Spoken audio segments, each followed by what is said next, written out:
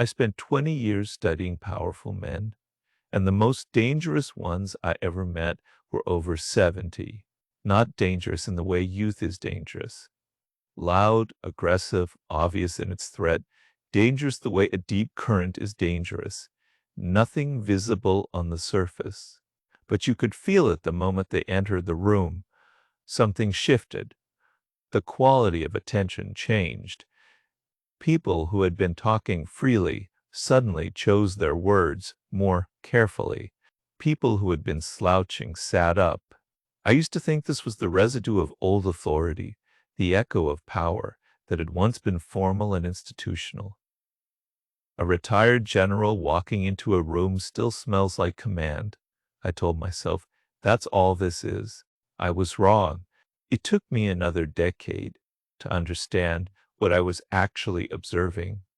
And when I finally understood it, I realized it had nothing to do with former titles or accumulated reputation. It was something operational, something these men and women were actively doing in real time, in every interaction, that produced this effect as reliably as physics produces gravity. Five things, five specific patterns of behavior refined over decades that created an invisible architecture of authority around them wherever they went. I want to give you all five today, not as history lessons, as instruments. A man wrote to me not long ago. He is 72 years old. He spent 35 years as a surgeon, a genuinely excellent one. By any measure, precise, respected, the kind of man that institutions build their reputations around. When he retired, he said, the transition was not what he expected. I thought retirement would feel like freedom, he wrote. Instead, it felt like amputation, not the work I missed. Exactly. The being known, the walking into a room and having it matter that I was there. I walk into rooms now and I'm just another old man. Nobody knows what I know. Nobody asks. I've become invisible in a way I never prepared for. He paused in the letter. You could feel the pause and how the sentence changed. And then he said, but I've also noticed something. There are men my age who don't have this problem. Men who never held prestigious titles, men without the institutional backing I had, who still somehow command attention, and I cannot figure out what they're doing differently. I wrote back to him. I told him I knew exactly what they were doing differently, and I told him that the tools they were using were not mysterious, not innate, not the product of personality or luck. They were learnable. They were, in fact, ancient, so old that you can trace their precise shape in the behavior of the most consequential people in recorded history. What I am going to give you today is what I wrote to him, expanded and made precise. By the end of this, you will understand the exact mechanism by which certain people maintain authority independent of title, independent of institutional structure, independent of age itself, and you will understand why the invisibility that some people experience in later life is not inevitable. It is the result of specific things they stopped doing or never learned to do, and specific things they started doing that actively undermine the very presence they are trying to maintain. The year is 1600. Edo, Japan. Tokugawa Ieyasu is 57 years old. He stands in a reception hall in his castle, dressed in a formal kimono of dark blue silk, and he is receiving the leaders of the most powerful regional clans in the Moro country. The room is full of men who want something from him, men who have come prepared with arguments, with offers, with carefully rehearsed speeches designed to move him in one direction or another. He says very little, not because he has nothing to say. Ieyasu is one of the most brilliant political strategists in Japanese history, a man who has spent 4 decades watching, learning, surviving in a world where the wrong word to the wrong person on the wrong afternoon could end in your head being separated from your body by morning. He has things to say. He simply understands something that most of the men in that room do not. That the man who speaks the most in a room full of competing interests is the man who reveals the most. And revelation, before you have decided how to use what you know, is always weakness. He listens.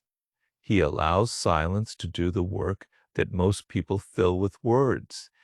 A clan leader from the West makes his case, a detailed, passionate argument for a particular alliance.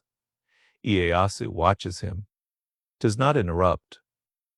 When the man finishes, Ieyasu says nothing for a long moment, long enough that the man who arrived in that room with certainty and momentum begins to feel, against his will, uncertain. He has made his argument and received no response. Not agreement, not disagreement. Nothing and nothing coming from a man of Ieyasu's position is more destabilizing than either. In 1603, Tokugawa Ieyasu is declared shogun. He rules Japan for the next 15 years and establishes a dynasty that governs for 250 more. Not because he was the most militarily powerful man in the country. He was not, at several points, even close, because he understood that in a room full of people performing strength, the man who withholds his reveals nothing while learning everything. And this is exactly what is happening or failing to happen in the rooms you walk into today. Perhaps not a reception hall in feudal Japan, perhaps a family dinner, a community meeting, a gathering of old friends who have known you for decades and who have slowly and without meaning to stopped treating you as someone who surprises them. The dynamic is identical, only the clothes are different. Let me give you the first law. I call it the law of withheld response. Every interaction carries an implicit expectation of reciprocity. You speak, I respond. You offer an opinion, I offer mine. You display your position, I display my reaction. This rhythm is so deeply embedded in social behavior that most people follow it automatically, without ever examining what they are surrendering each time they do. What you surrender each time you respond immediately and fully is mystery. You surrender the quality of being unresolved in the other person's mind. And unresolved things occupy more mental space than resolved ones.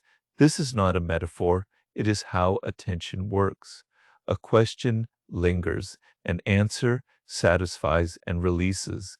The person who consistently provides immediate, full answers to every social prompt is the person who occupies the least space in other people's thinking, because they are never left with anything to wonder about.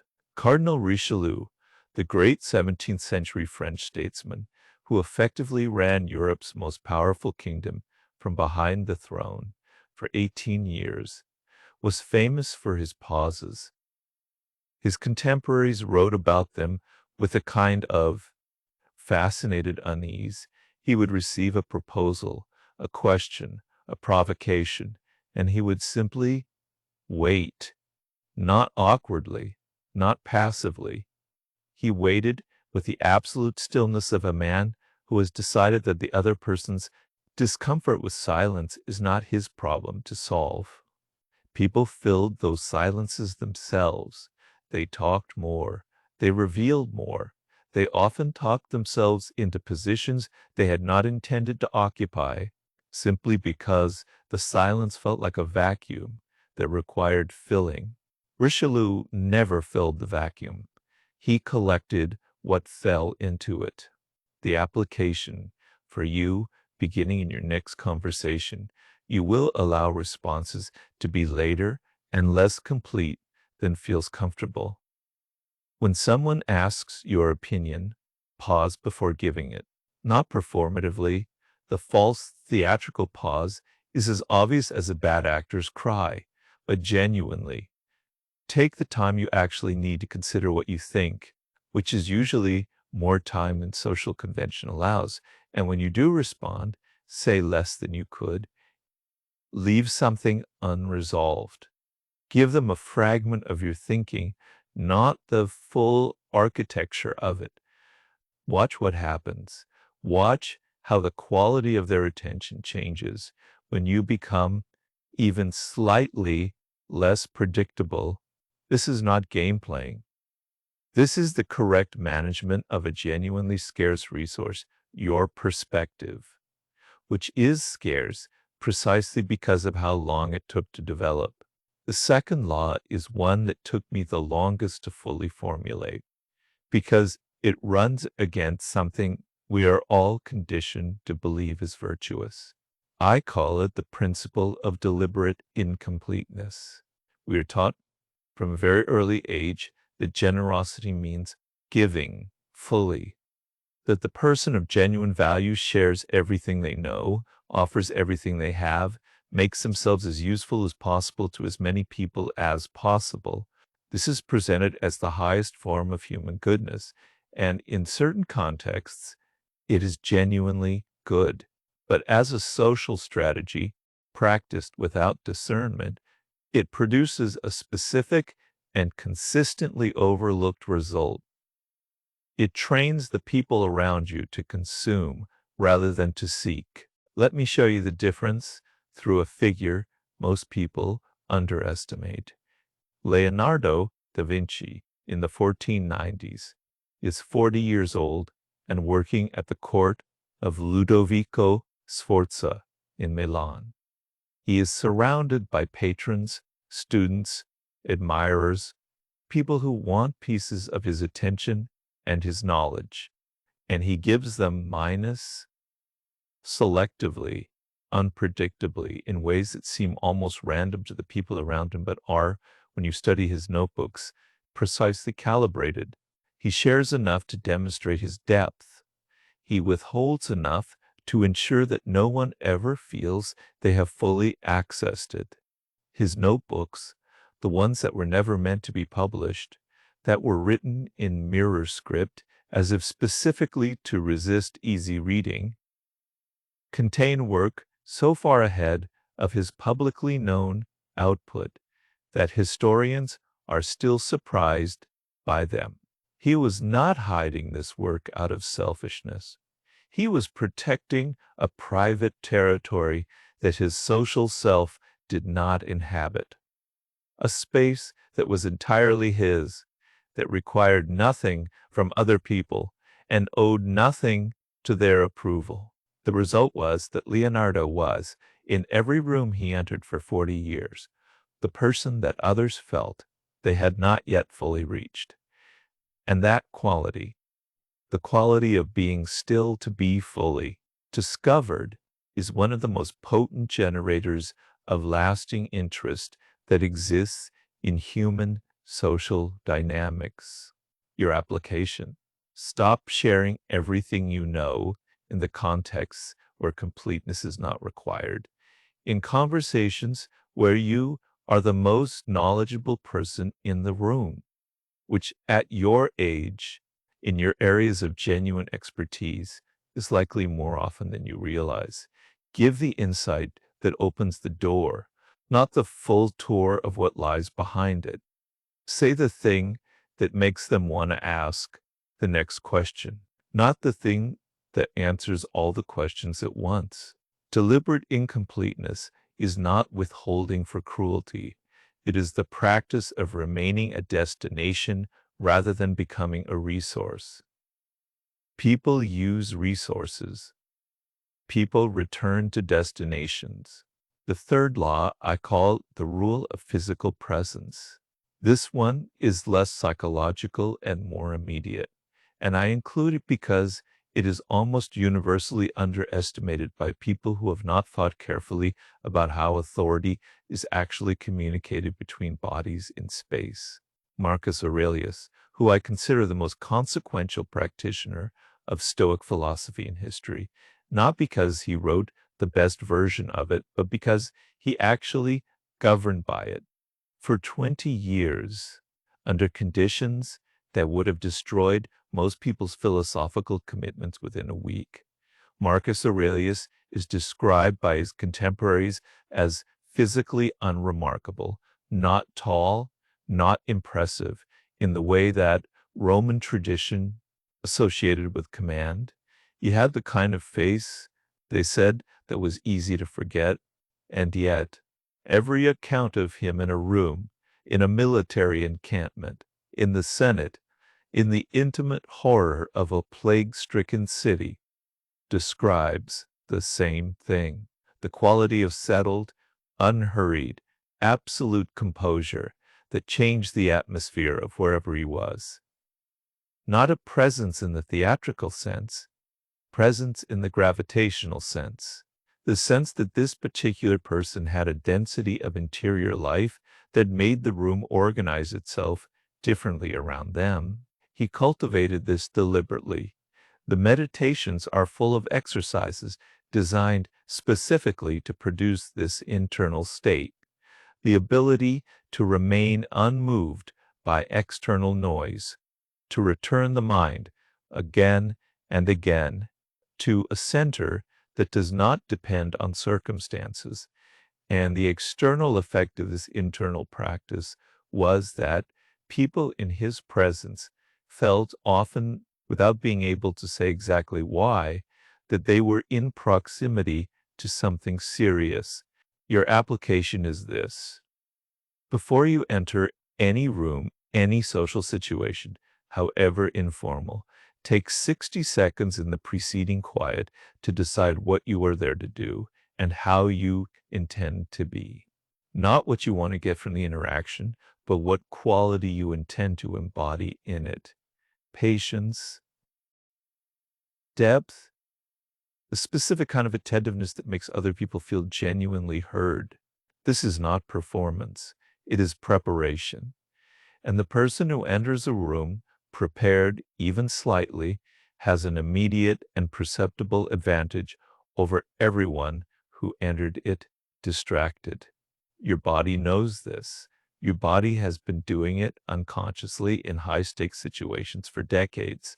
The task now is to make it conscious, consistent, and available in situations that do not feel high stakes but are the fourth law. This is the one I find most uncomfortable to discuss because it implicates something I have done wrong myself for long stretches of my life. I call it the law of controlled emotion. Emotional display, in most social contexts, is a form of surrender. Not because emotion is weakness, I want to be precise here, but because visible, reactive emotion communicates to the people around you that external events have the power to move your interior without your permission. And people who know they can move you at the level of reflex without your permission are people who know they have access to something you cannot fully protect. The most powerful person in any room is almost always the least reactive person in any room. Not the most suppressed. There is a difference between a man who has genuinely achieved equanimity and a man who is merely performing it while something seethes underneath. True equanimity has a quality of ease, of settled confidence that performance can never quite replicate. Catherine the Great in the 1760s faces a coup attempt. She is 33 years old. She has been Empress of Russia for 2 years, is surrounded by men who regard her as provisional, a German woman on a Russian throne, dependent on their sufferance, always one significant reversal from being returned to obscurity. When she receives the news of the conspiracy, her court watches her face for the signal. Whatever she shows in that moment will determine the atmosphere for the next 24 hours. She shows nothing, not suppression, nothing. She continues the conversation she was having. She finishes her tea. She instructs that the involved parties be detained and the matter handled quietly. And then she goes to dinner. The court, which had been watching for panic, found instead a woman who appeared to regard attempted treason as a minor inconvenience. The effect on their assessment of her was permanent. She reigned for another 33 years. Your application. Identify the specific situations, the family dynamics, the social interactions, the recurring conversations where you reliably become reactive, where the old wound is touched and the response comes. Before the thought, this is not about suppression. This is about the long, patient work of building enough interior distance between the trigger and the response that you can, in the moment, choose whether to respond at all, choose how to respond, choose what your response communicates about who has power over you. This work is never fully complete. I have been doing it for 40 years and I still have moments of failure. But the person who is even partially successful at it, who responds to provocation with a pause where there used to be a reflex, a fundamentally different presence in a room. The fifth law, the one that everything else rests on. I call it the law of the long game. Most people, when they think about influence and authority, think in terms of individual interactions. Did I win this conversation? Did they take my advice? Did they treat me with the respect I expected? These are short game questions, and people who play the short game, who need each interaction to confirm their status, who become anxious when a single exchange does not go their way, are people who can be controlled by anyone patient enough to understand their need. The person playing the long game thinks in different units, not interactions, patterns, not what happened in this conversation, but what dynamic has been established across 50 conversations. Not whether this person respected me today, but whether the overall architecture of our relationship has been built on terms that reflect who I actually am. Bismarck, Otto von Bismarck, who unified Germany in the 19th century through a combination of strategic brilliance and almost supernatural patience, operated on timelines that his contemporaries found incomprehensible. He would pursue a policy for years without visible results, absorbing criticism, tolerating opposition, apparently achieving nothing. And then, at a moment that seemed to come from nowhere, the entire situation would resolve in his favor with a completeness that left his opponents wondering how they had been so thoroughly managed without ever feeling managed. He kept notes, long, private notes, on every significant person he dealt with, their patterns, their vulnerabilities, their recurring themes. Not to manipulate individuals cruelly, but to understand with genuine depth the long arcs of human behavior, to see where a pattern was heading before anyone else could see it. He played games that took years to complete, and because he was willing to wait, he almost always won. Your application is this: stop evaluating your influence by the currency of individual interactions. Start thinking about the relationships in your life in terms of years, not days. What dynamic do you want to have established with the people who matter to you by the end of this year, in 3 years? What would you need to do consistently from this moment forward to produce that outcome? And the question that requires the most honesty, what have you been doing reflexively that has been producing a different outcome than the one you want? The long game is available to you in a way it is not available to people half your age, because you have demonstrated, simply by still being here, a capacity for endurance. The question is whether you deploy that capacity deliberately or simply survive with it. Now I want to stop and I want to look at you directly. You are somewhere specific right now, a particular chair, a particular light, a particular quality of quiet around you, and some portion of what you have been hearing in this video has been landing in a way that is more than intellectual. Something in you has been recognizing it, not as new information, as confirmation of something you already knew and had perhaps stopped allowing yourself to fully know. You have walked into rooms for decades and felt something, felt the room change around you, or felt it not change, and known the difference, and known what produced it. You have had interactions where you held your ground, and interactions where you did not. And with the clarity of long retrospect, which kind of left you feeling more like yourself, you understand power. You have always understood it. At some level below the conscious, you have simply, at various points in your life, decided not to use what you understood for reasons that seemed good at the time, out of deference to other people's comfort, out of the accumulated social training that told you that a person of your age, in your position, with your history, should be more modest, more accommodating, more grateful for what remains. That training was wrong, not entirely. Gratitude is real, and not every room needs to be controlled. But the version that said you should diminish yourself out of courtesy to people who are not bringing what you are bringing to the encounter, that version was always wrong, and it is more wrong now than it has ever been. Your phone sits on the table sometimes and does not ring. I know this, not because I know you specifically, because I know the rhythm of this stage of life, and I know what it does to people who have not prepared for it.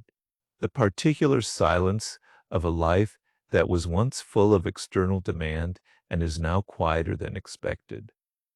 The Sunday calls that feel like check-ins rather than conversations. The family gatherings where you are respected in a general, slightly distracted way rather than sought for the specific quality of what you know. What I want you to hear, and I want you to hear this as precisely as I mean it, not as comfort, not as reassurance, is that this is not a verdict. It is a condition. Conditions change, and they change specifically when the people inside them decide to apply different tools to the same situation. The 5 laws I have given you today are tools. They have been tested across centuries and cultures, and every social structure humanity has ever built. They work because they work with human nature rather than against it. They create in the people around you the specific psychological conditions that produce genuine, durable respect, not the perform variety, not the obligatory variety, but the kind that arise because the other person has recognized at some level beneath their conscious awareness that they are in the presence of someone who knows something they do not. Things they do not. You have always known things they did not. The task now is to carry that knowledge the way it deserves to be carried. Here are your moves, concrete ones. Beginning now, you will stop volunteering your history. One of the most consistent patterns I observe in people who have lost social authority is the habit of front-loading their credentials, of opening conversations with the context of who they used to be, what they used to do, the positions they held, the things they built. This habit comes from a genuine place, the sense that without that context, you will not be taken seriously, that the person in front of you needs to know what you have been in order to value who you are. This is a trap. Every time you explain your past in order to justify your present, you are communicating in the language beneath language that you need their validation of your history in order to feel secure in this conversation and validation. Seeking at whatever age, in whatever form, is immediately and instinctively recognized as weakness by every social animal in the room. Stop explaining. Let what you know speak in real time, in this conversation, without the scaffolding of your resume. If you know something worth knowing, it will become apparent, and its appearance, unannounced and unadorned, will carry 10 times the weight of the same knowledge prefaced by 35 years of credentials. You will choose one relationship to rebuild on better terms.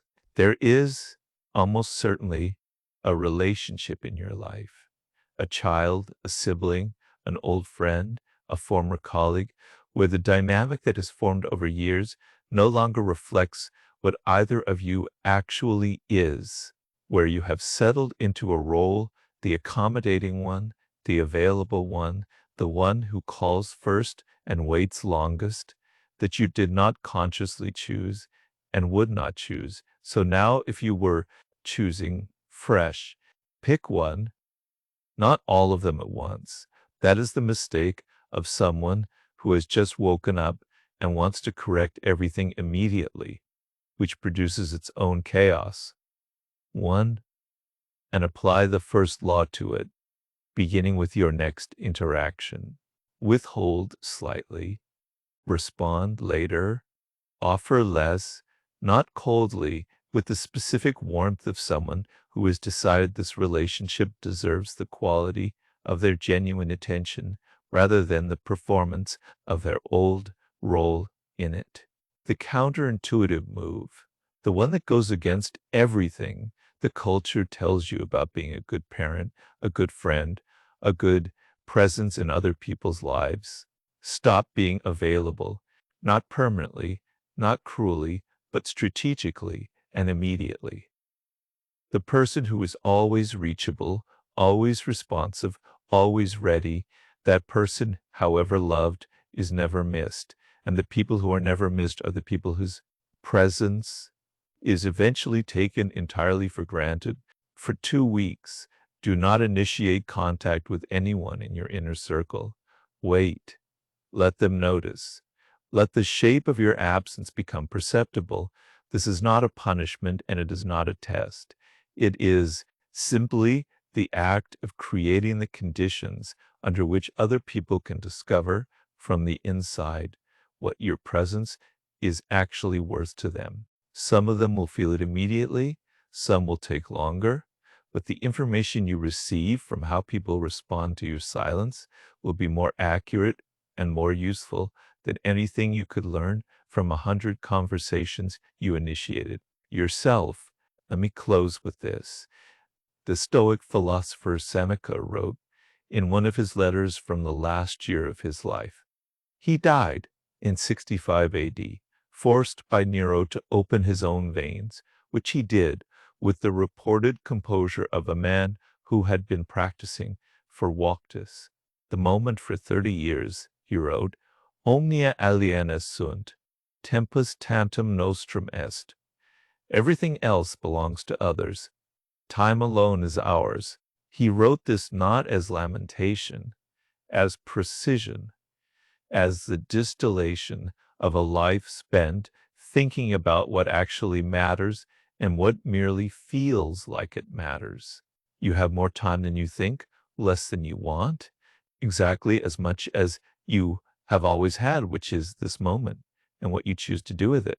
The 5 laws I have given you today are not theories. They are descriptions of what I have observed in the most consequential people I have ever studied and the most powerful rooms I have ever had the privilege of sitting in. They work because they are not inventions. They are recognitions of patterns older than any individual life. The question has never been whether these patterns are real. They are real. The question has always been whether you are willing to use them. You have spent a lifetime watching what power does. It is time to stop watching. The room is waiting.